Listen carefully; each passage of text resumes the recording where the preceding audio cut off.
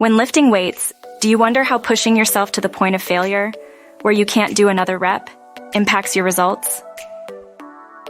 New research finds that if you're aiming for muscle growth, training closer to failure might be more effective.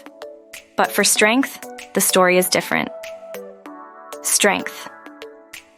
Researchers from Florida Atlantic University and collaborators analyzed how training close to failure or not impacts muscle growth and strength. The study primarily looked at how training close to failure affects muscle growth in the main muscles used in an exercise. For example, if an individual was doing leg presses, the focus was on how training close to failure affects the quadriceps. The results were intriguing, showing a clear distinction between muscle growth and strength gains. The researchers estimated the number of repetitions in reserve, which means how many more reps you could have done before reaching failure. They collected data from 55 various studies and ran detailed statistical analyses to see how different reps and reserve levels affected strength and muscle growth. The results of the study were published in the journal Sports Medicine, providing a comprehensive look at how training close to failure impacts different aspects of physical fitness.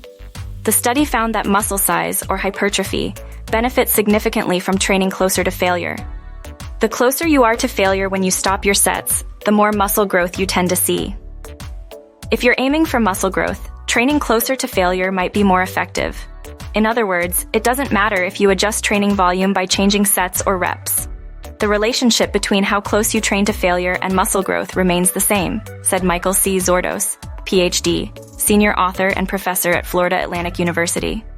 On the other hand, how close you train to failure doesn't have a clear impact on strength gains. Whether you stop far from failure or very close to it, your strength improvement appears to be similar. For strength, how close you push to failure doesn't seem to matter as much, said Zordos. This suggests that for those aiming to increase strength, the focus should be on heavier loads rather than pushing muscles to the brink of failure.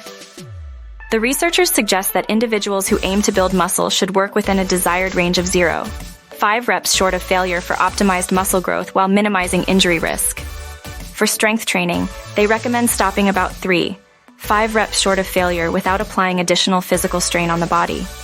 Training closer to failure enhances the accuracy of self-reported repetitions in reserve, said Zach P. Robinson, Ph.D., first author and a Ph.D. graduate of Florida Atlantic University. This approach aligns with the principle of specificity by exposing you to similar motor patterns and psychological challenges.